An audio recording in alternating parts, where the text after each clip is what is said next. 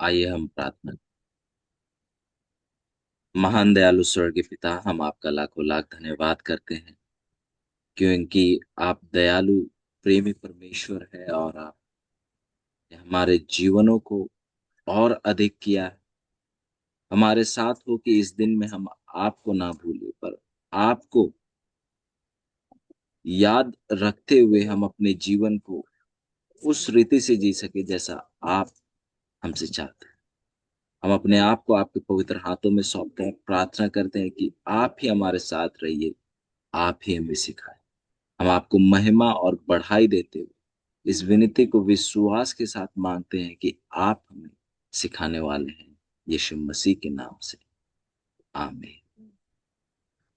हम खास तौर से परमेश्वर का धन्यवाद करना चाहते हैं इस नए भोर के समय के लिए, एक और मौके के लिए कि जहां हम एक साथ आ सके और बाइबल का हम अध्ययन कर सके। और मैं आप दोनों का खास तौर से स्वागत करना चाहता हूं कि आप दोनों ने समय निकाला कि इस पढ़ाई का भाग हो सके। और मैं विश्वास करता हूं कि परमेश्वर जो है आपको सिखा रहे हैं। मैं व्यक्तिगत रूप में सीखता जा रहा हूं और मैं विश्वास करता हूं कि ये आपका भी अनुभव। और आज जो है हम और कुछ चीजों को हम देखने वाले हैं। जैसे कि हम कल के पढ़ाई में देख रहे थे कि परमेश्वर हम सबको एक बुलावा दे रहे हैं, वो एक नेवता उन्होंने हमारे सामने रखा है और वो चाहते हैं कि हम उनके पास पूर्ण रूप से आए, आधे मन से ना आए। क्योंकि यदि हम परमेश्वर के पास आते हैं, यदि वो 99% है, तो भी परमेश्वर जो है इससे खुश नहीं। परमेश्वर को हमारा पूर्ण 100% चाहिए। और यदि हम 99% अगर हम परमेश्वर को अपने आप को सौंप दे, तो भी आप देखेंगे कि हमारे जो है परमेश्वर उससे खुश नहीं होंगे। परमेश्वर जो है जैसे वो महिला की तरह, वो उनका एक ही मांग है, एक तो मुझे पूरा दीजिए या आप मुझे कुछ भी मत दीजिए, पूरा या कुछ भी नहीं। और आपके जीवन का या हम सबके जीवन का सबसे बेहतर निर्णय, सबसे अच्छा निर्णय जो होगा वो ये होगा कि परमेश्वर को अपने आप को पूर्ण रूप से सौंप देना। ये सबसे अहम और सबसे जीवन बदल देने वाला ये एक निर्णय हो। फिर हम कल कुछ चीजों को देख रहे थे, जैसे कि हम उस बोझ के विषय में देख रहे थे कि किस तरीके से अलग अलग तरीकों से जो है लोग बोझ में दबे हुए हैं। कुछ लोग जो है पाप के बोझ में दबे हुए हैं। पाप का जो भार है उस बोझ में दबे हुए हैं और उनको मालूम नहीं है कि उस बोझ से छुटकारा कैसे प्राप्त करें।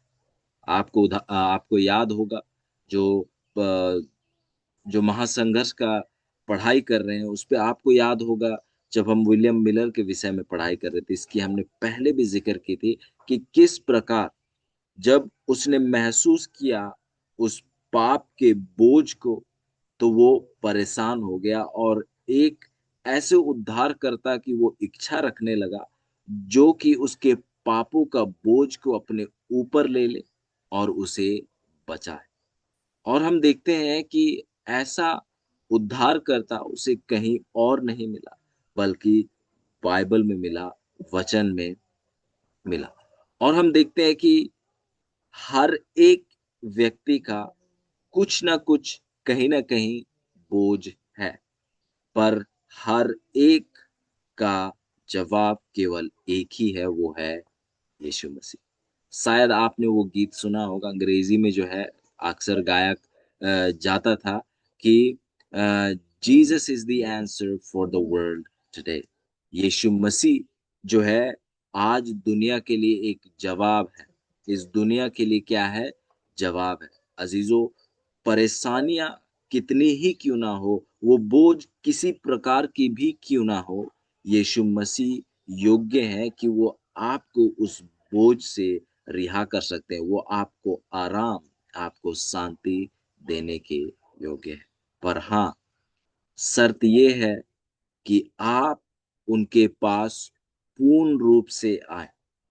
यदि आप पूर्णता से नहीं आए, तो वो छुटकारा को आप नहीं महसूस कर पाएंगे जो आपको यीशु मसीह देना चाहता है।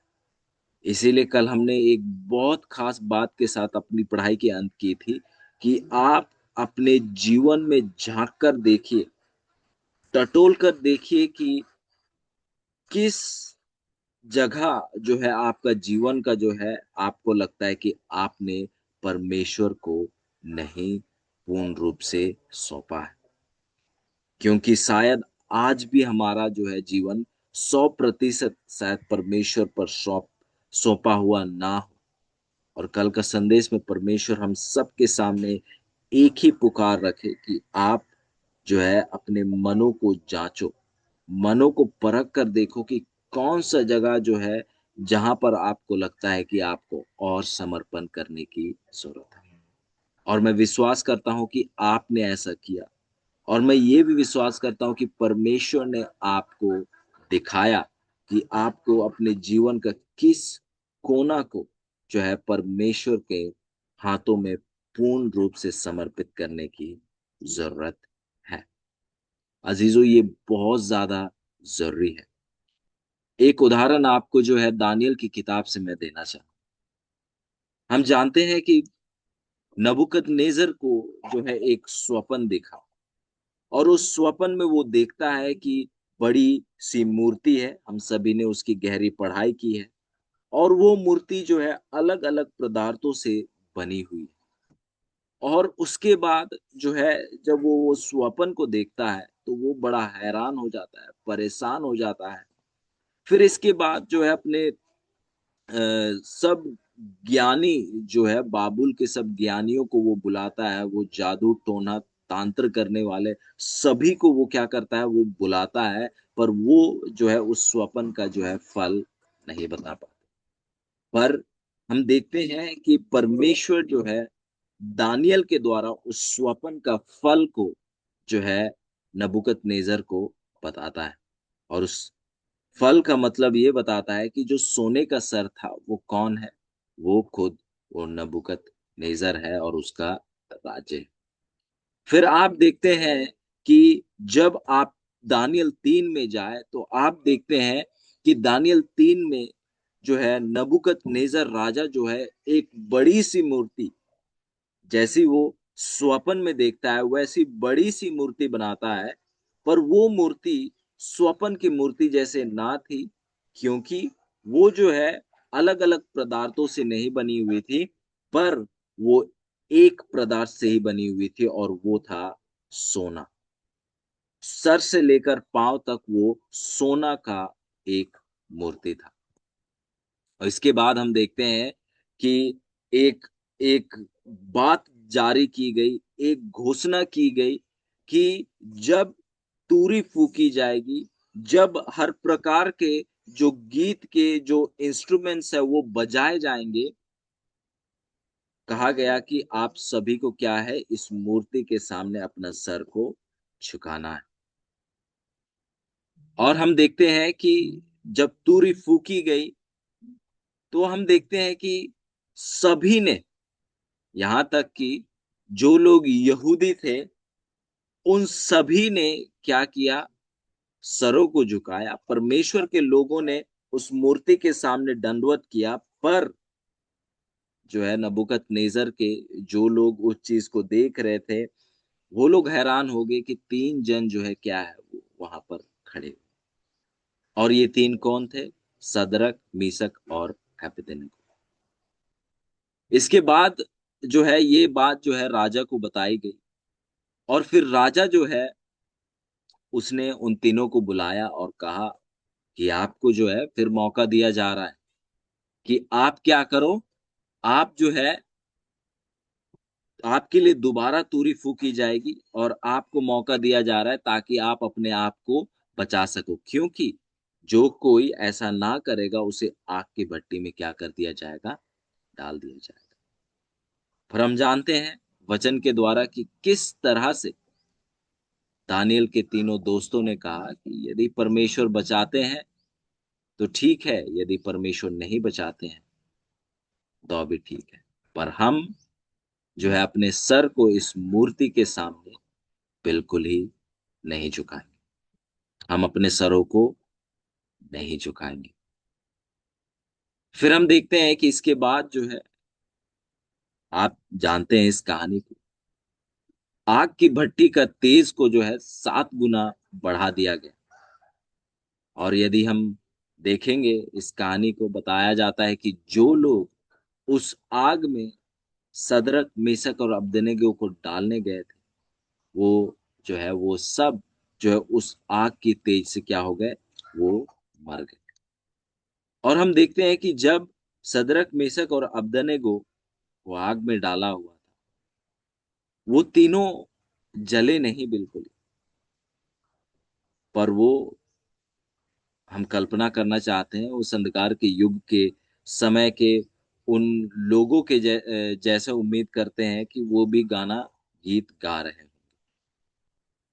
और हम देखते हैं कि यीशु मसीह खुद उनके बीच में आते हैं, और उम्मीद करता हूं कि वो बातचीत करते हैं। हम देखते हैं कि जब उन्हें भट्टी में डाला गया था, पर एक चीज जरूर जला, और वो था वो रस्सी जिससे उन तीनों को बांधा था। केवल एकमात्र चीज जो उस दौरान जला, वो था वो रस्सी। हमें नहीं पता वो आगे की ओर ऐसे बांध के रखे थे उनको, या पीछे की ओर बांध के रखे थे, पर हाँ, वचन बताती है कि उन्हें जो है रस्सी से बांधा हुआ था। और जब उनको जलाया, तो हम देखते हैं कि वो रस्सी जली, और वो जो है बिल्कुल ही नहीं जले। वो बिल्कुल ही नहीं चले, वो बिल्कुल जैसे थे वैसे ही थे। आइए देखते हैं दानियल 3 का 27।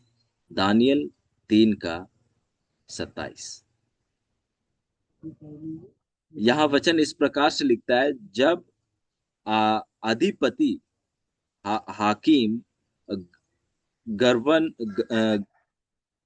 गवर्नर और राजा के मित्रों ने जो झूठे इकट्ठे हुए थे, उन पुरुषों की ओर देखा, तब उनकी देह में आग का कुछ भी प्रभाव नहीं पाया, और उसके सिर का एक बाल भी ना झुलसा, ना उसके मोजे कुछ बिगड़े, ना उनमें उनमें जलने की कुछ गंध पाई गई। देखिए, वचन कितना स्पष्ट रूप से बताता है कि उनमें जलने की भी क्या नहीं आई, एक गंध भी नहीं आई। अजीजों, देखिए कि परमेश्वर ने उनको किस रीति से जो है उनको बचाया। उनके शरीर में आप जो है जलने की जो है गंध को आप बिल्कुल ही नहीं पा सकते, उसको आप जो है नहीं देखेंगे। तो हम देखते हैं कि परमेश्वर जो है कितने अद्भुत तरीके से जो है सदरक मेसक और अबेदनगो को बचाते हैं।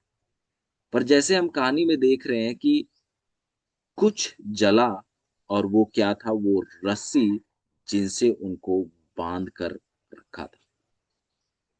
और अजीजों, यदि सदरक मीसक और अबेदनगो, यदि वो पूर्ण रूप से समर्पित ना होते, यदि अपने आप को पूरा समर्पण ना किया होता, और शायद उनमें कुछ पाप होता, तो जैसा वो आग उन रस्सी को जला दे दिया, वैसा ही वो आग उन्हें भी जला देता।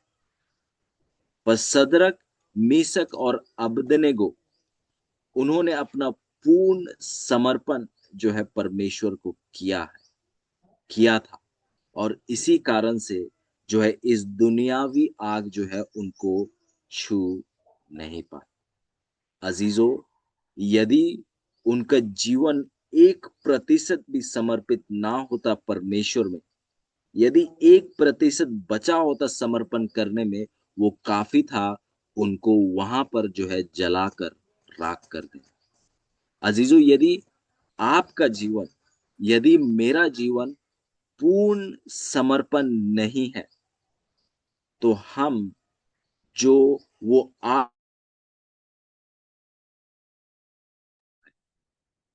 सो हम देख रहे थे कि किस प्रकार से सदरक और मेसक और अबेदनेगो को परमेश्वर ने बचाया। पर यदि उनका बचाव का कारण उनका ताकत नहीं था, उनका बचाव का कारण उनका कोई भलाई नहीं था, पर परमेश्वर का ताकत था। पर उन्होंने हाँ एक चुनाव किया, और वो ये था कि वो पूर्ण रूप से अपने आप को परमेश्वर को सौंप दे। और यदि उनका जीवन एक बूंद भी, 1% भी बचा होता समर्पण के लिए, तो उस दिन इन तीनों में से शायद वो जिंदा जो है उस आग की भट्टी से लौट कर ना आते। और बहुत जल्द जो है स्वर्ग के परमेश्वर, वे जो है आग के द्वारा इस पृथ्वी को जो है ये शुद्ध करने वाले हैं, इसको क्या करने वाले हैं, बिल्कुल साफ करने वाले हैं। और उस समय यदि हमारा जीवन पूर्ण समर्पण में नहीं रहा, तो हम जो है उस आग के द्वारा जो है अंत किए जाएंगे। अजीजों, हम जानते हैं वचन कहता है, यदि हम एफिसियों की किताब देखें उसका 2 का 8 में वचन कहता है कि हम विश्वास करने के द्वारा जो है बचाए जाते हैं। यूहन्ना 3:16 फिर हमें वही याद दिलाता है कि विश्वास के द्वारा ही हमारा उद्धार होता है। बिल्कुल हाँ, हम उद्धार जो है विश्वास ही के द्वारा हम प्राप्त करते हैं। पर यदि हम कहते हैं विश्वास करते हैं, और यदि हमारा जीवन अविश्वासियों की तरह जो है अगर हम जी रहे हैं, तो इसका मतलब ये है कि हम जो है विश्वासी नहीं है। क्योंकि विश्वास करने का दावा और जीवन अविश्वासियों का होना जो है वो इस बात का सबूत है कि हमने विश्वास नहीं किया। हम परमेश्वर के प्रेम को जो है एक एक कर कर देखते आ रहे हैं। एक कहानी बताई जाती है, ये अफ्रीका देश की कहानी है।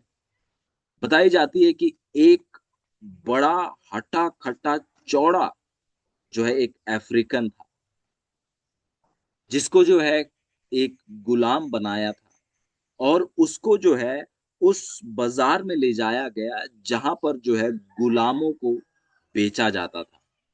और वहां पर कई एक प्रकार के ऐसे गुलामों को लाया गया था, और वहां पर जो है बड़े बड़े लोग आया करते, और वे लोग जो है इन गुलामों को खरीदते और अपने अलग अलग कामों में इस्तेमाल करते। और हम देखते हैं कि ये जो एक बड़ा हट्टा खट्टा जो गुलाम बनाया गया था, आप जानते हैं कि अफ्रीका देश में कैसे बड़े बड़े हट्टे कट्टे जो है हमारे भाई सब रहते हैं, पर ये जो था इसको भी जो है गुलाम बनाया था, और इसे भी जो है गुलाम के उस बाजार में जो है बेचने के लिए ले जाया गया। इसके बाद हम देखते हैं कि ये जो है इतना गुस्सा था इसे, इतना ज्यादा ये परेशान था जो इसके साथ हो रहा था, कि वो चिल्ला चिल्ला कर कह रहा था कि मैं किसी की सेवा नहीं करूंगा, मैं जो है किसी की गुलामी नहीं करूंगा, मैं किसी के नीचे काम नहीं करूंगा। और ये जो है सुबह से शाम तक ऐसे ही चिल्लाता रहा, किसमें, गुस्से में। फिर इसके बाद देखते हैं कि जैसे समय बीतता गया बीतता गया बीतता गया, एक एक कर कर जो है सभी गुलामों को जो है खरीदा गया। जितने भी गुलाम थे उनको बेचने के लिए लाया था वहां, उनको जो है खरीद लिया गया। पर आखिर में जो है एक व्यक्ति बचा जिसको नहीं खरीदा गया अब तक, वो था ये हट्टा कट्टा व्यक्ति। और इसके बाद आप देखते हैं कि एक व्यक्ति आता है, वो इस हट्टे-कट्टे गुलाम को खरीद लेता है और खरीद कर जो है अपने गाड़ी में उसको रखवा देता है। और जब उसे गाड़ी में रखा होता है और उसे जब लेकर जा रहे होते हैं ये नए मालिक, तो फिर भी वो चिल्ला रहा था कि मैं आपकी सेवा कभी भी नहीं करूँगा। आप कुछ भी कर लीजिए, आप मुझे भले मार दीजिए, पर मैं आपकी सेवा नहीं करूँगा। फिर इसके बाद जो है ये मालिक जो है उसको लेकर आता है और खेत पर गाड़ी को रोकता है और उसे उतारता है।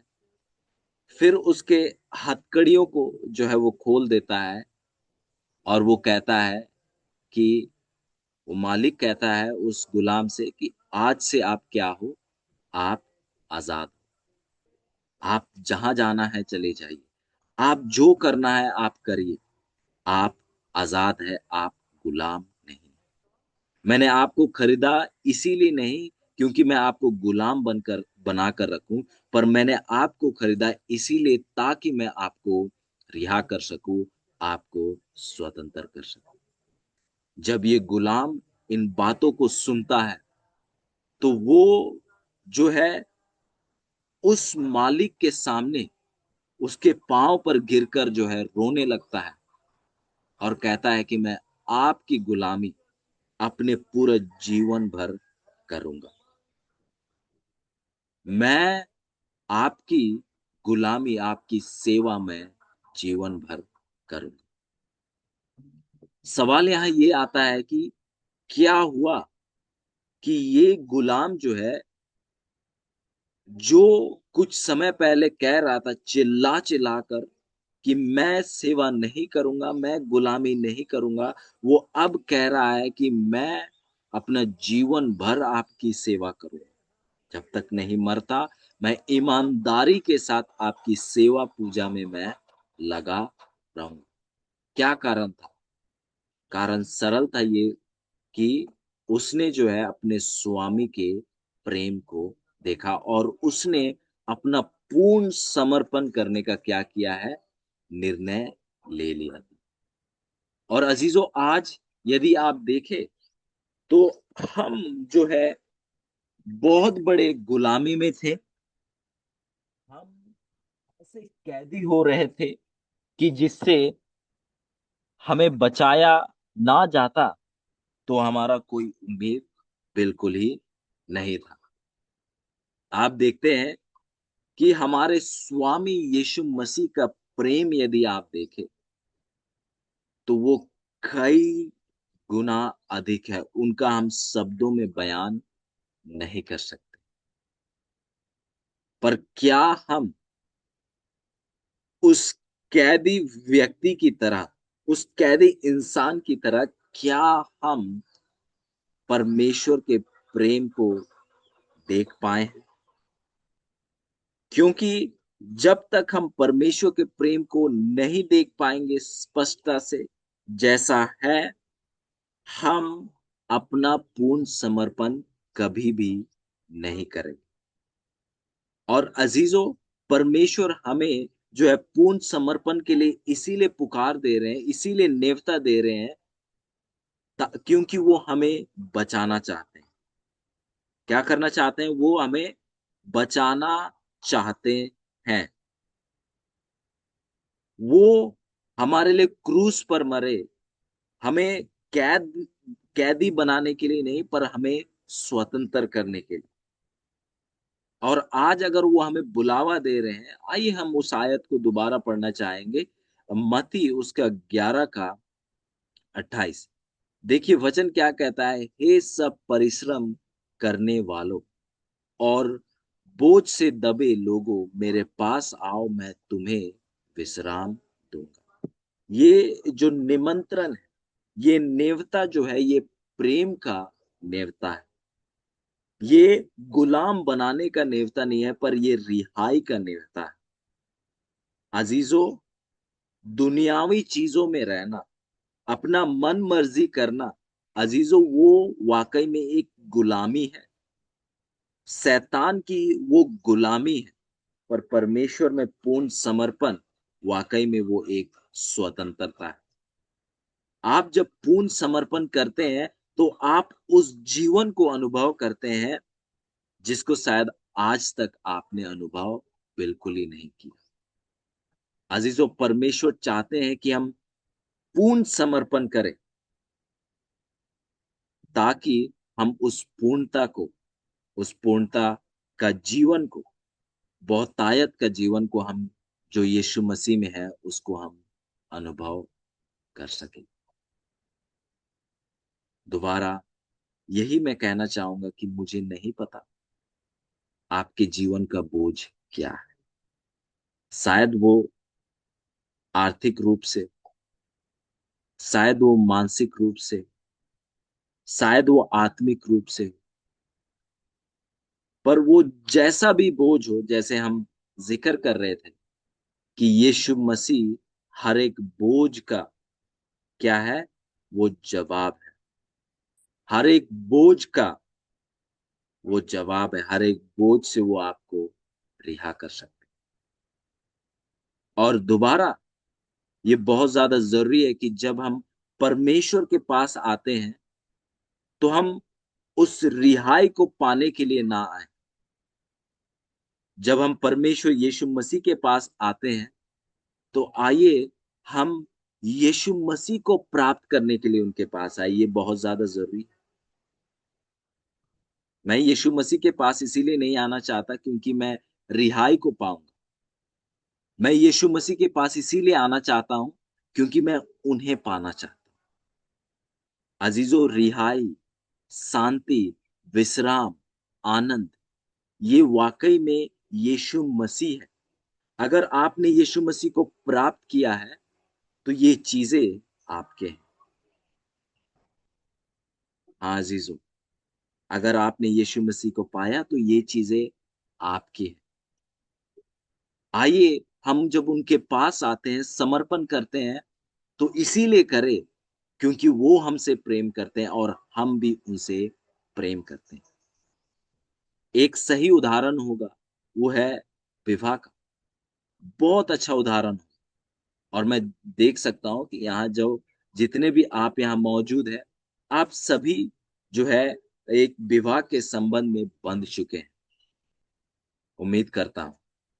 और आप देखेंगे कि जब आपने ये चुनाव किया कि आप विवाह करें, तो आपने जब विवाह किया तो आपने कुछ भाग का विवाह नहीं किया, शायद आपने 50% जो है आपने विवाह किया, नहीं, आपने 100% किया।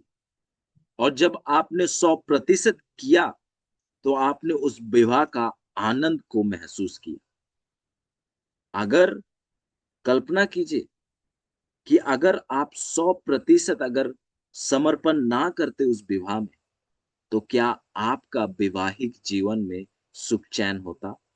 शायद नहीं। शायद भी नहीं कहना चाहिए कि नहीं होता, नहीं होता। और अज़ीज़ों, यदि हमारे पृथ्वी के जीवन में अगर हम पूर्ण समर्पण नहीं करते हैं, तो हमारे जीवन में वो खुशी नहीं होती है और ऐसा ही आत्मिक जीवन में और अधिक यदि हम पूर्ण समर्पण नहीं करते हैं, तो हम शैतान को एक रास्ता देकर रखते हैं, जिसके द्वारा वो हमें जो है परमेश्वर से दूर करते जाता है और हमारे जीवन के उस सुख चैन में जो है वो ग्रहण लगाते जाता है। अजीजों, आपका जो भी बोझ है, आप यीशु मसीह के पास आएंगे तो वो आपको छुटकारा देने के योग्य है। वो आपको छुटकारा देने के योग्य है, केवल यीशु मसीह। और हम देखते हैं, कल हम बात कर रहे थे उन इस्राएलियों के विषय में कि किस प्रकार से इस्राएली, खासकर जो यहूदी लोग थे, अगर हम बात करें कि उनके कितने कानून थे, 613। पर हम देखते हैं कि वो 613 जो नियम कानून थे, वो लोगों के लिए क्या हो गया? बोझ बन गया। वो उनको छुटकारा नहीं दे रहा। वो उनका कोशिश था कि यदि आप इन चीजों को करेंगे तो आप उद्धार को प्राप्त करेंगे, उस सुख, चैन, शांति और विश्राम को प्राप्त करेंगे। पर हम देखते हैं कि वो चीजें क्या हो गए, बोझ बन गए।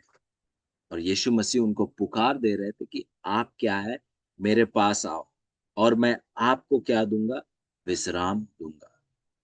यदि आप देखिए उन 613 नियमों को, आप देखते हो कि अलग अलग भागों में जो है वो बटे हुए हैं। पहला आप देखेंगे परमेश्वर के विषय में था, दूसरा तोरा के विषय में, चिन्हों के विषय में, प्रार्थना के विषय में, आपसी प्रेम के विषय में, गरीबों से जुड़ा हुआ नियम, गैर कौमों से जुड़ा हुआ विषय, परिवार के विषय में, समय के विषय में, खान पान, बहुत चीजों के विषय में जो है हम देखते हैं कि ये कुछ नियम कानून थे। हर एक चीजों के और ये सभी जो कानून थे, ये वचन से ही लिए गए थे। पर हम देखते हैं कि जैसा उनका अनुवाद किया जाना चाहिए था, वैसा उन्होंने बिल्कुल ही नहीं किया। और ये यदि हम इनको देखने लगे तो बहुत समय लग जाएगा। ये बहुत सारे नियम कानून है, भविष्यवाणी से जुड़ी हुई है, पहलौठा से, मंदिर से, टाइट से, राजा से, युद्ध से, बहुत चीजों से जो है ये जो है 615 13 जो कानून है वो जुड़े हुए हैं। पर हम देखते हैं कि ये जो है क्या है, ये सब कानूने जो है लोगों के लिए एक बोझ सा बन गया। यदि आप देखें, जो 10 आज्ञाएं हमें दी गई है, वो हमारे स्वतंत्रता के लिए दी गई है, हमारे बेहतरी के लिए दी गई है। अजीजों, हमारा परमेश्वर वो प्रेमी परमेश्वर है। वो हमें गुलाम नहीं बनाना चाहते हैं, पर वो हमें रिहाई देना चाहते हैं। और रिहाई केवल यीशु मसीह में है। अजीजों, यदि हम यीशु मसीह से दूर है तो हम उस रिहाई से दूर हैं। और यदि उस रिहाई से दूर है तो हमें आज रिहाई की जरूरत है। नहीं जानते कि वो आपका जीवन का वो बंदिश क्या है, वो कैद किस चीज ने आपको कैद में रखा है। पर जो भी है, आज आपको समर्पण करने की जरूरत है। आपको वो बुलावा परमेश्वर दे रहे हैं। और परमेश्वर आपको पूर्ण रिहाई, पूर्ण आराम देने के लिए आपको पुकार दे रहे हैं। सवाल ये है कि क्या हम उनके पास आ रहे हैं उस रिहाई को लेने के लिए या नहीं? क्योंकि उनकी इच्छा है, वो आपको बंदिश में नहीं देख सकते, आपको बंधुआई में नहीं देख सकते, वो आपको रिहा देखना चाहते। और आज आपको वो निर्णय लेने की जरूरत है कि आप पूर्ण समर्पण करें। और जब आप पूर्ण समर्पण करेंगे तो कोई आग, कोई जेल या कोई भी ऐसी चीज जो है आपको हानि नहीं पहुंचा सकती। परमेश्वर आपके साथ रहे। पर जब हम पूर्ण समर्पण नहीं करते हैं तो परमेश्वर जो है उससे खुश नहीं है, और वो हमारे साथ जो है पूर्णता से नहीं बने रह सकते। आज आपको निर्णय लेना है, परमेश्वर का साथ, या आप चाहते हैं कि आप खुद का साथ चाहते हैं 1%। आप यदि पूर्ण समर्पण करेंगे तो परमेश्वर को आप पूर्णता से अनुभव करेंगे। आज आपको दोबारा से निर्णय लेना है उस पूर्ण समर्पण के लिए। आप एक कोशिश कीजिए, कर कर देखिए ये पूर्ण समर्पण, फिर देखिए आपका जीवन में क्या अंतर होगा। पहला का जीवन को रखकर देखिए और अभी का समय देखकर देखिए। आप देखिए कि आपका जीवन जो है कितना अलग होगा जब आप पूर्ण समर्पण करें। तो आइए हम चेष्टा करें, आइए हम प्रयास करें परमेश्वर की ताकत में उस पूर्ण समर्पण को करने के लिए। आइए हम प्रार्थना करें। महान दयालु स्वर्गीय पिता, हम आपका धन्यवाद करते हैं कि आज आपने हमारे ध्यानों को उस पूर्ण समर्पण की ओर लाया है। हमारे साथ हो कि हम पूर्ण समर्पण में अपने जीवन को जीने वाले हो सके, ताकि हम आपके ताकत को अनुभव कर सके। आप जो जीवन हमें देना चाहते हैं उस जीवन को हम देख सके और उसका आनंद ले सके। पिता परमेश्वर, आपके दास और दासियों के जीवन को आप जानते हैं, उनके संघर्षों को जानते हैं। कृपया करके आप ही उनकी अगुवाई कीजिए उस पूर्ण समर्पण के लिए, ताकि वो बड़े आशीष का कारण हो सके अपने परिवार के लिए, अपने आप के जीवन के लिए और अपने पड़ोस में रहने वाले लोगों को। पिता, हम केवल आपको अपने चरित्र में देखना चाहते हैं, अपने जीवन में देखना चाहते हैं। अगुवाई कीजिए, सहायता कीजिए। इस विनती को यीशु मसीह के नाम से मांगते हैं। आमीन। आमेन।